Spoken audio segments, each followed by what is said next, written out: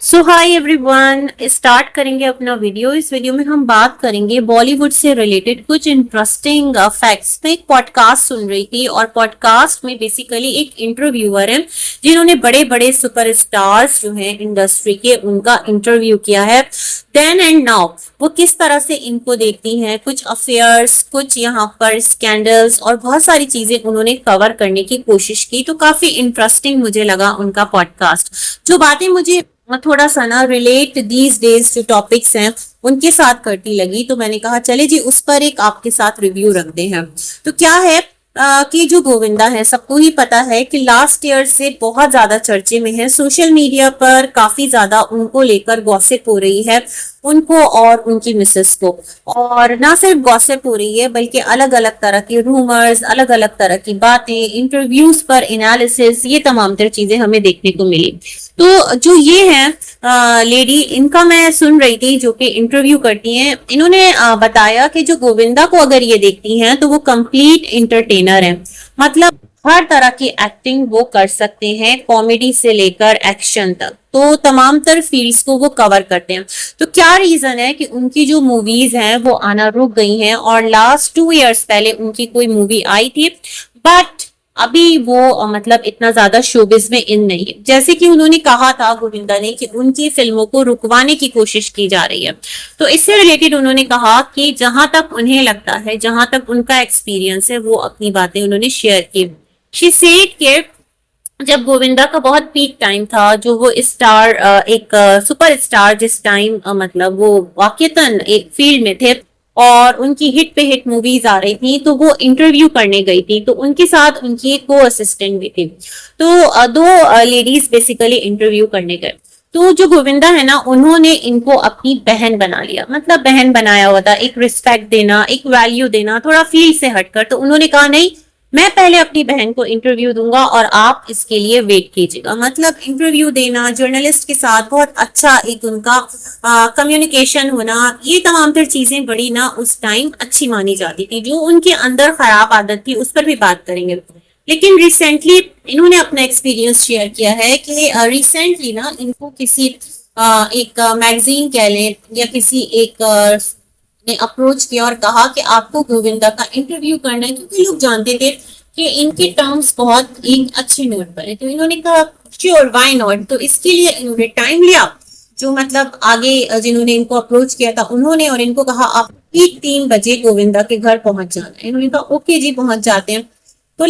तो क्या था कि ये पहुंच गई वहां पर और इन्होंने कहा शाम 5 बज गए। मतलब दोपहर 3 से शाम के 5 बजे तक चिलचिलाती धूप और गर्मियों में ये वहां पर बैठी रही। बट गोविंदा को खबर भी नहीं हुई कि बाहर उन्होंने किसी का अपॉइंटमेंट कर रखा है और एक सिंगल ग्लास ऑफ वाटर इनसे नहीं पूछा गया।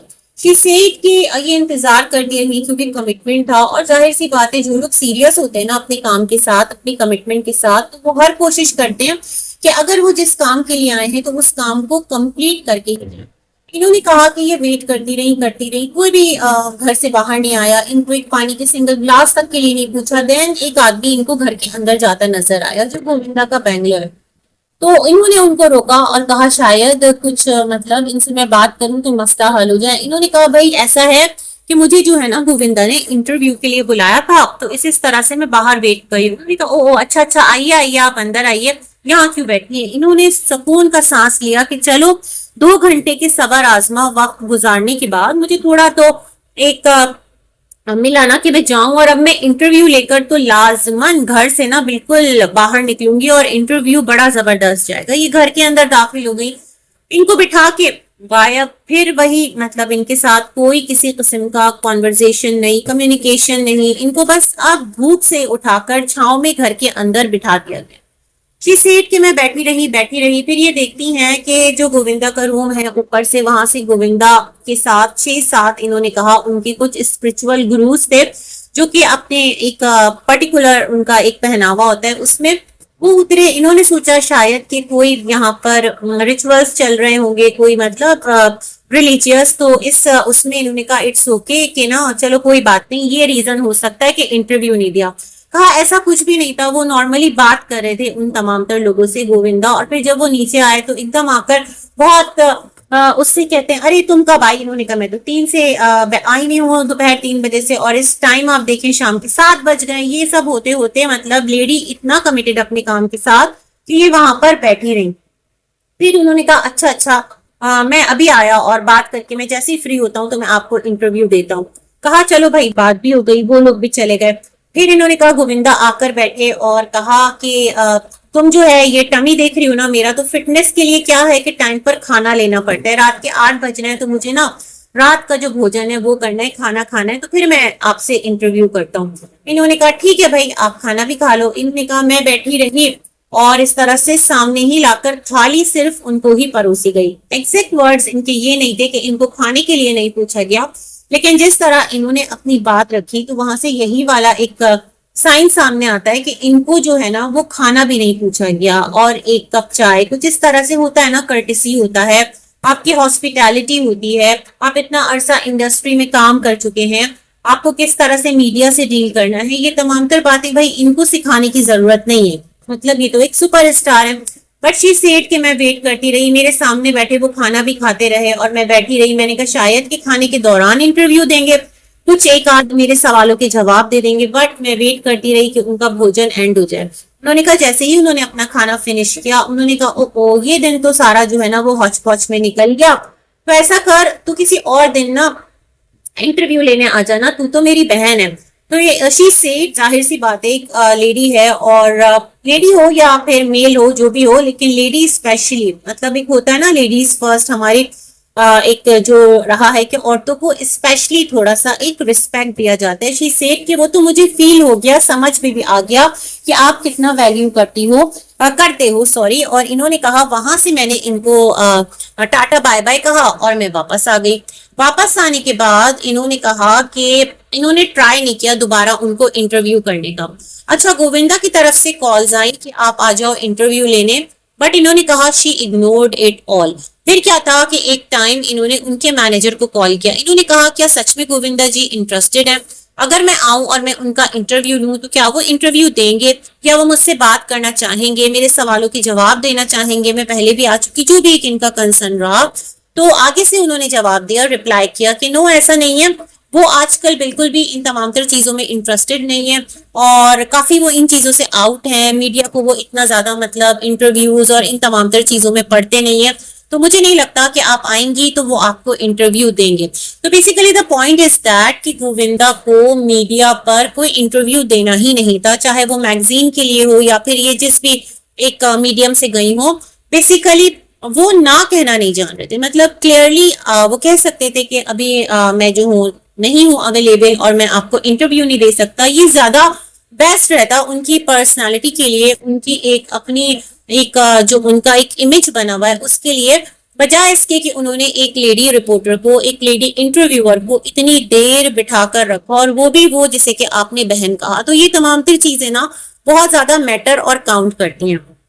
यहीं पर इन्होंने कहा, इनसे होस्ट ने सवाल किया कि जो आप कहती हैं कि क्या है कि जो गोविंदा जी हैं उनका ये कहना है कि उनकी मूवीज को आने से रोका जा रहा है। शी सेड कि ऐसा नहीं है, इसमें थोड़ा जो एक मिस्टेक है ना वो गोविंदा जी का भी है। वो ये है कि वो हमेशा से उनकी एक आदत रही है, वो सुपरस्टार्स वाली आदत होती है ना कि सेट पर हमेशा लेट पहुंचना। कहा कि वो क्राफ्ट उनके अंदर है, एक जो इंटरटेनर का वो कंप्लीट पैकेज है, बट टाइम मैटर करता है ना। जैसे उन्होंने कहा कि शत्रुघ्न सिन्हा थे तो उनके हवाले से भी यही चीज सर्कुलेट कर रही होती थी कि जो शत्रुघ्न सिन्हा है वो हमेशा सेट पर लेट आते हैं, लेकिन जब भी आते हैं तो अपना सीन जो है वो एक ही टेक में ओके करा देते हैं, मतलब वहां पे टाइम वेस्ट नहीं होता।